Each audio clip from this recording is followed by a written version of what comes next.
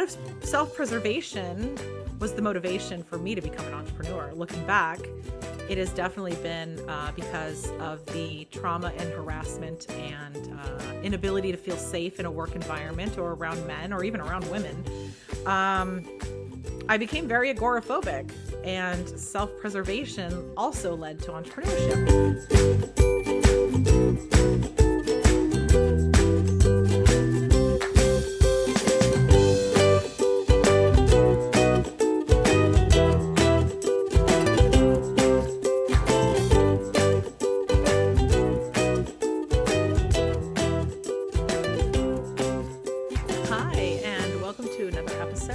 Let's Be Frank with your host, Molly Sky Brown. I am Molly Sky Brown, and in this episode, we're going to talk about why I had to become an entrepreneur, why I became an entrepreneur, what led me to entrepreneurship, and why I ever signed up or agreed to it, and why I was divinely led to it in the first place. So looking back at it all, I can see entrepreneurship was in my blood. My grandfather was a self-made man. My father's father was a self-made multimillionaire in radio broadcast, and owned some stations, owned some towers, and did quite well for himself. And I was very impressed with what he was able to achieve for himself in the self-made man, the self-actualization. So I already knew that in my lineage growing up. I knew what my grandfather had done and was capable of doing. And even though we went through quite a shitstorm in receiving our inheritance from him, I learned a lot from my father about the work world and how I really did not want to work for other people. My father did not like working for other people. He worked very well working and running my grandfather's radio station until that was completely ripped away from him in a humiliating fashion by his family, by his brothers. And I watched my father struggle with the humility of having to work for someone else, and how much he hated it, how much he didn't like it. And I felt for him. I really did. As an Aquarius, I don't like conforming to others as well. I don't trust most people to have their best interests for me. If you've heard some of my previous podcasts, you know Ghislaine Maxwell tried to recruit me when I was 14 or 15 years old. I have been sexually harassed by many pedophiles, elites, celebrities when I was all underage and a minor and even a child.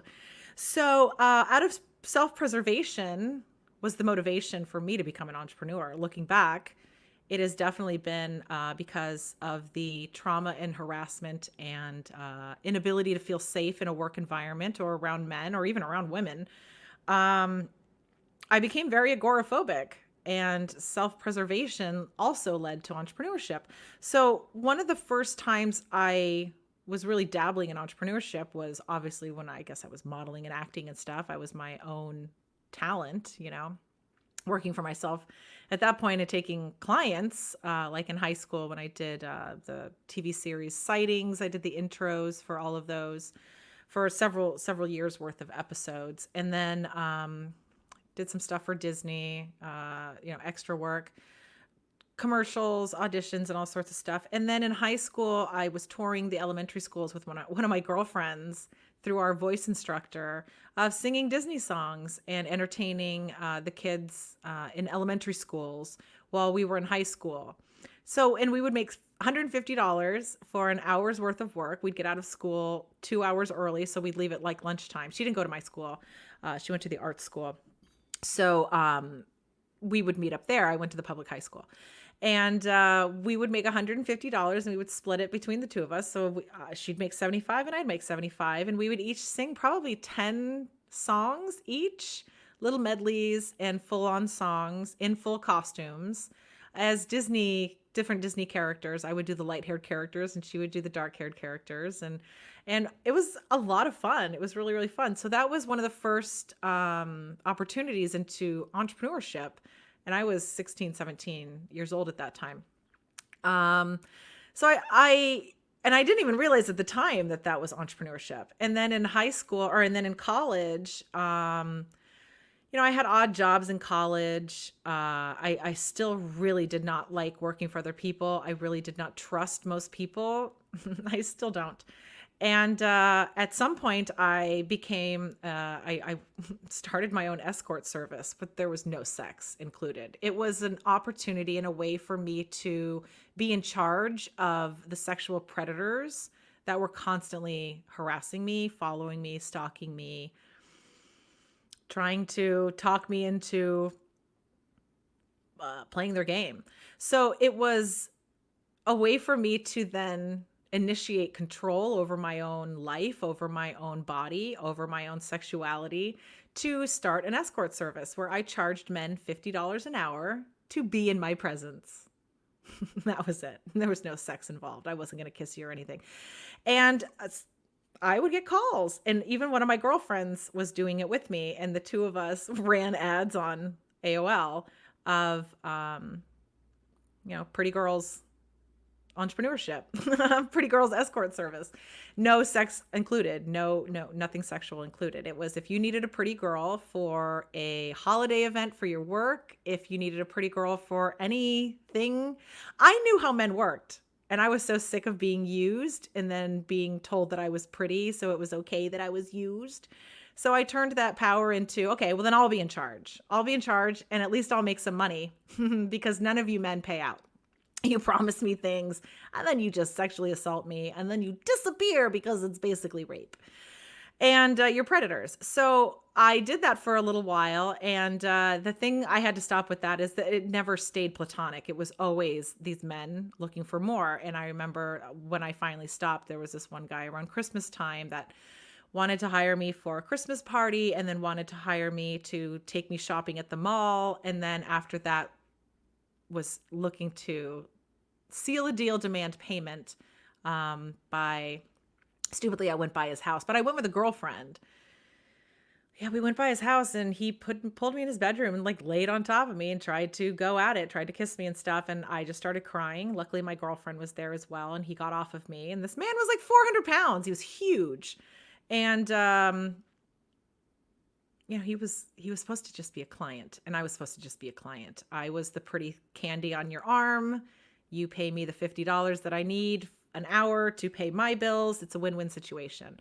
I never put on any moves on him, and very transparent and clear about the whole situation. You need companionship. You want a pretty girl to hang out with you. You feel insecure and not worthy of pretty girl, so you can pay for pretty girl, because I feel scared and insecure to hang out with most men. So I'd rather charge them by the hour to hold court, to have some power.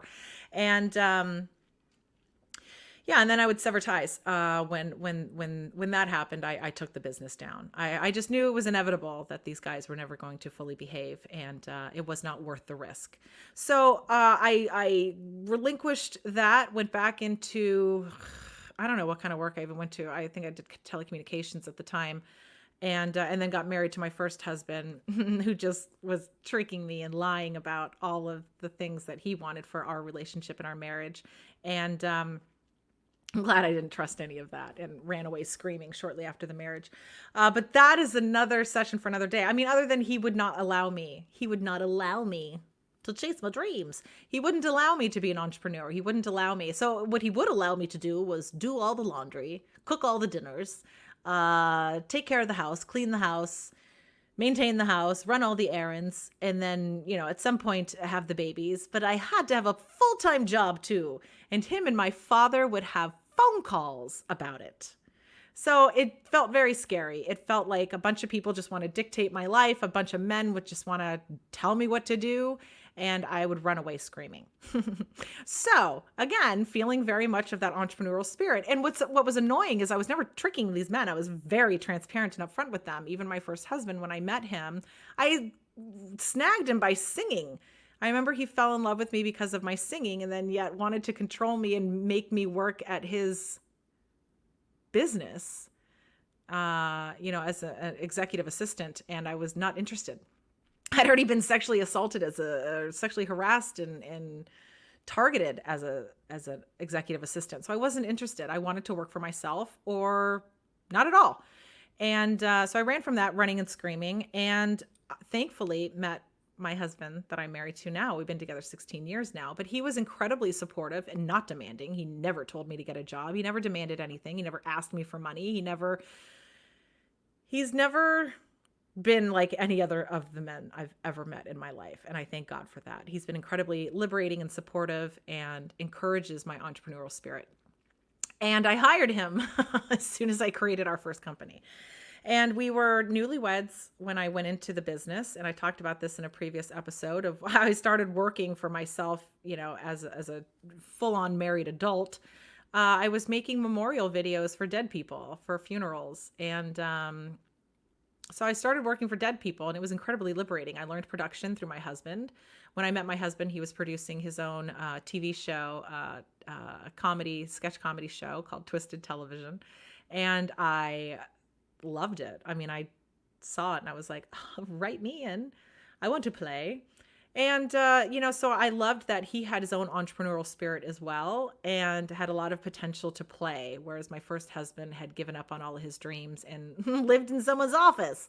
And I did not want that for myself. So why I became an entrepreneur was for self-preservation. It was, two of the jobs that I applied for right after I graduated from college, and I use the terms graduated loosely because I don't care. I didn't really finish. I pretended so that my family would back off because an English lit degree literally doesn't matter. And I decided I didn't want to go to law school anymore. So the degree I had was a junker and I didn't want to pay for it anymore. And I was starting to have a nervous breakdown at the tender age of 21 years old, after a lifetime of encountering a lot of abusive situations. So I faked that I graduated so my parents and my family would get off my back.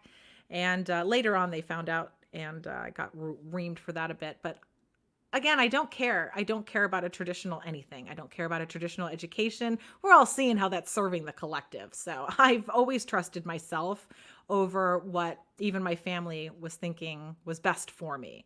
And I appreciate what they were doing, but I know what's best for me. I know what's best for me as an adult. I had an intuition and knowing as a young child too, when I was singing and acting and performing, of who I am and what I'm going to do with my life. So please don't try to write a new script for me.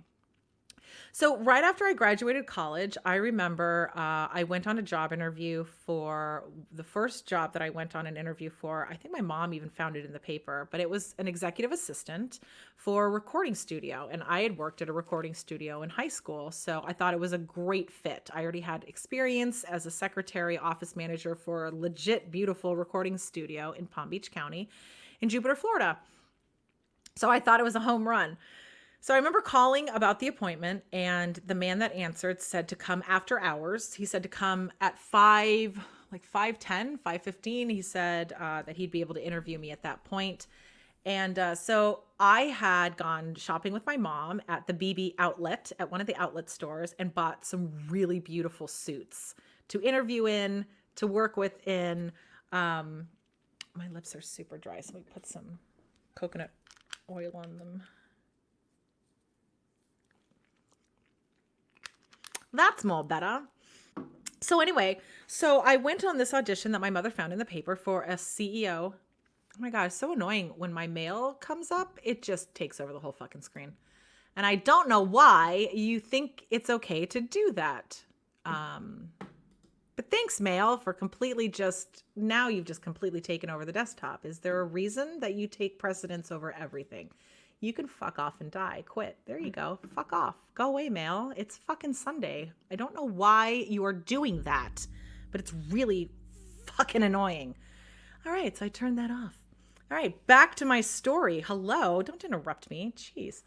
So anyway, so my mom and I went to the BB store, the BB outlet, and they had an amazing clearance that was going on. And I bought some really beautiful suits that I really needed to be taken seriously in corporate world after graduating college. And after graduating college, I went by the name Sky, which is my middle name. And I went back to the name Molly because Sky was getting sexually preyed on way too much. And it's funny because Molly got preyed on the same amount. So it has nothing to do with the name. However, I went back to the name Molly to try to be a little more serious and less artistic, and went on this job interview. So I had my beautiful BB suit on and went to this job interview, and I remember the building, and every time we drive past it to this day, my husband and son have to hear the story and the rant. So I was probably 22. I was 22 years old when I finally graduated or pretended to graduate college. Because I had to not repeat a year, but it took an extra year because I had 7 months of cat scratch fever. Yay! From a compromised immune system. And I was helping out kittens and doing vet work. And one of my roommate's kittens got me very sick. So, and then I was talking to another girlfriend about I worked at a strip club after the cat scratch fever episode because I was on such a crazy sleep cycle.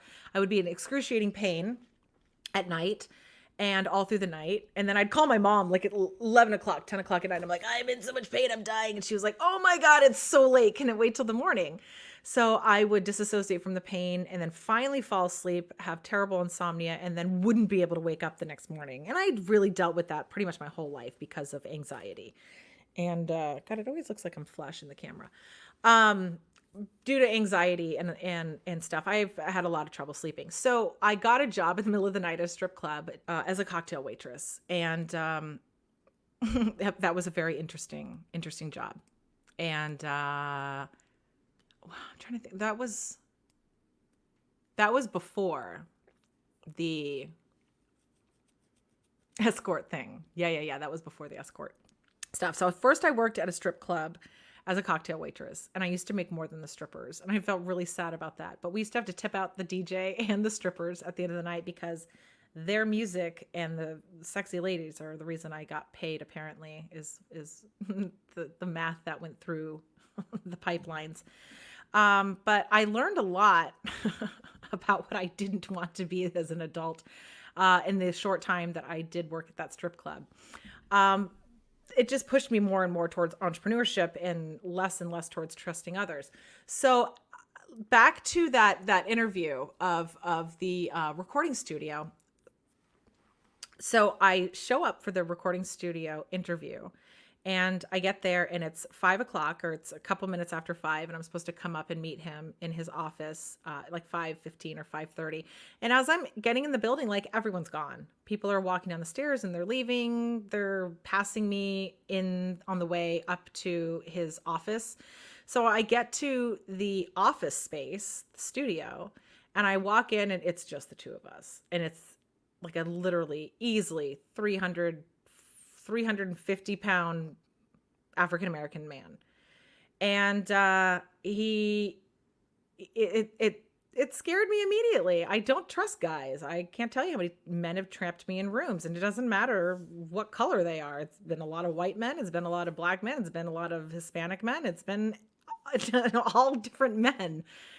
So I came into the studio and sat down, and the interview just went really weird really quickly. He was asking me very, very strange questions about massages. He was asking me very strange questions about what I was willing to do as a secretary. And so some of the questions he was asking was, would I be willing to travel with him out of town? And I said, sure, if you need me to. And he said, what if we need to stay in the same room? And I'm like, no, I'm sorry, I can't stay in the same room with you. But if you need me to go with you or plan the trip, I can handle that. And then he asked a roundabout question about the massages, about, well, what if I needed a massage? Would you give me a massage? And I said, I'll book you a massage. And he said, well, can you give me a massage? And stupidly, I told him that I took a massage course at Florida State when I was a student there. So he asked me for a massage. And I got up and I started to massage his back for a minute and just felt the energy was not going. This was not an interview. I felt very preyed upon. I felt like he was taking advantage and he was tricking me. And I came back and sat around him, and I made sure to walk really far out from around him and not really close to him because he was kind of grabbing at me or trying to touch me. And I wasn't about to find out how quickly he could sexually assault me. So I sat back down in the chair across from him, and I honestly don't remember how I completely got out of the conversation. It was 20 years ago. But I remember when I got out of the room, I agreed to come back for a second interview. I agreed. I just pretended like everything was on the up and up and that he wasn't a predator. And he was. And I remember getting out of there, and I remember getting into the car, and I remember just shaking like a leaf and having a panic attack and freaking out and being so upset with how I was just manhandled and treated in an interview for a fake job that apparently you want me to be your private hooker or whatever it is. That's not a secretary position. Okay, we'll just put it that way. It was $18 an hour to not be your hooker. First of all, I was charging $50 an hour to not be a hooker. Why would I charge $18 to be your personal hooker? This is why you got to go into business for yourself, folks. No one has your best interests but you. So I got in the car and I called him and I told him that I recorded our entire interview, which was a lie. But I wanted him to be afraid. I told him that I was going to the police and that I was going to play back our entire interview. And I told him that he was entirely in the wrong and he should not have done that. And I said, don't you ever do that to another woman. And I never heard from him again. Actually, I think he called me right back and I didn't answer. And I never heard from him again after that. And I called my father. And even my father didn't understand. He was like, you'll find a good job. That was always the kind of response that I got. It was never, Molly, these predators are awful, we should call the police. It was, honey, why do you keep attracting this? This is why, okay? Sometimes I'm pretty and sometimes I want to hide and scratch my face up and get fat as I can so that my prettiness is not an excuse for other people's behaviors or me manifesting them within my vortex. So after that guy, I went on another, I want to say interview, because they're very similar, auditions and interviews. You're hoping the person will give you the job. So the second interview that I went on for another job was a couple days later, because my mom was like, you'll find something else. Yeah, my mom was like, you'll find something else, something better will pop up. By this point, she was knee deep in law of attraction in the universe and stuff like that. And I was still very angry and resistant to hearing a lot of that because it was constantly, how am I manifesting these things? Well, I see now because I'm a divine light and the dark really like to corrupt those or leech off of them or destroy them or whatever the hell's happening here. And then I can also see people's darkness. I can see their light. I can see their healing. I can see their trauma. And a lot of people don't like to be shown all those things. And you need to see them in order to heal them. So monsters don't like it when you point out they're traumatized or hurt or sad or blah, blah, blah, blah, blah, or whatever their problem is. I can tell you that from experience. So I didn't get the job with that predator. And nobody encouraged me to do anything about it. And I knew no one was going to do anything about it. So that's why I pretended and scared him into thinking that I had called the authorities, even though I didn't call the authorities because I figured they wouldn't do shit about it either. And so I took it into my own hands. There's the entrepreneurial spirit. And that's when I called him and, like I said, harassed him back I recorded our entire interview. You're a monster. Don't ever do that to another woman. Don't ever do that to another person. And I'm going to the police. Don't ever talk to me again. To which he called me back immediately. No, I'm not going to answer, you predator. Leave a message. He didn't. Anyway, so like I said, I called my daddy after that and he was like, go find something else. Sorry, you're so pretty, or whatever daddies say to their pretty daughters who attract a lot of creeps and also need to be gainfully employed at all costs. So got another job. I think my mom found this one or I found this ad, but it was like a 40-minute drive. It was not even close to my house, but it was worth it. They were it was a private investigation company, 2 private eyes, and they were looking for a secretary, an executive secretary or office manager or whatever it was that I'd had a ton of experience at that point of doing. So I called about the job and the guy that answered the phone sounded very excited to interview with me. And then I showed up the next day in my beautiful BB suit. I wore, a different color. I think I bought 3 of those suits. One was yellow, one was purple, and one was black. And I wore that one. and told them that I was very interested in PI work, that I was a human lie detector myself, and I was very good at finding out the truth when boyfriends would lie to me and cheat on me and gaslight me. And like, again, that's innate in me to prove that I am not crazy, that someone's gaslighting me or someone's abusing me or someone is tricking me or hurting me. And it can feel really, really crazy when people don't believe you and when the person that's abusing you is pretending they're not and telling you that they're not. So, I mean, I have a front and back page paper of one of my boyfriends in college that was so abusive. I had to keep that paper up every time he'd come back around because as an empath and a healer, I would forgive him, but he wouldn't change. And the list got longer and longer and more humiliating to the point I had to switch schools and just leave in the middle of the night to get out of it. So I was very much experienced as a private eye at that point because that guy was constantly cheating on me. And all boyfriends were always cheating on me. And I was always investigating and finding it out. So I felt very equipped for the job. I had a great interview. The owner interviewed, it was the owner and his partner. And his partner came in like once into the interview, introduced himself, and then like left the room or was hardly there. So the main guy that interviewed me offered me the job and told me to start Monday. And I was so excited. And I left there to go straight to my mom's condo and celebrate with her. She was like, come over, we'll celebrate. I'm so excited for you. Yay, you gainfully employed. Now, happy day. So I get over to my mom's, and as soon as I get over there, she opens up a wine cooler and we start celebrating. My phone rings.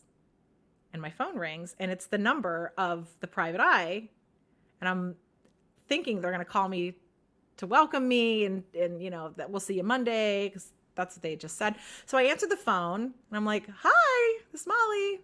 I recognize the number. And like I said, I was figuring they were going to say, you know, see you Monday. We're so excited. And I don't know if they were going to give me a rundown on work or whatever, but it was the partner, not the guy that I interviewed with, his partner. And he immediately said, hey, we cannot offer you the position. I said, what? Like, I was so qualified. I've been an office manager since literally like middle school. And I know detective work, and I'm pretty good at it, and I'm a human lie detector. So I was completely caught off guard when this guy called. So he calls me and he was like, hey, we can't offer you the job. And I'm just like, why? Why can't you offer me the fucking job, motherfucker? Tell me, can you call my daddy too and tell him why you can't employ me? So this was his response. We can't offer you the job because I took one look at you and I knew you're my partner's type. Hi, I need a job. While I may be your type, you're not mine. Does that matter at all? Do I get a say in this? So lost that job. And I remember even telling him on the phone, I started laughing and I was like, oh, I'm very flattered, but I'm not interested. Like, I need to be gainfully employed. My father keeps calling and tells me I need a job and doesn't like my excuses. And it was incredibly upsetting. It was devastating. It was so humiliating and upsetting that it was like, hi, I didn't interview to be your girlfriend. Do you remember the job that you had in a paper? That's what I applied to. So I didn't get that job. And I'm trying to remember what I ended up manifesting for work at that point.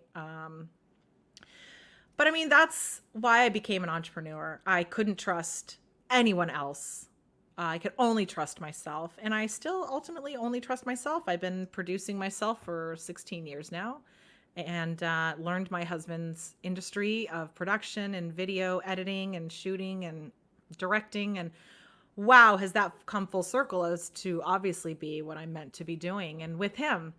So, I mean, it all serves a purpose. But the predators don't serve a purpose. They really don't. They need to stop. They need to stop. This planet is not cool because of them. It's not a great place because of the trauma that is afoot here. It's great in spite of all those things, but we could really tone it down and be better. Be best. But really do it. So, I mean, that's why I became an entrepreneur. I don't know how much more I really need to go into this episode. It's been the best thing ever.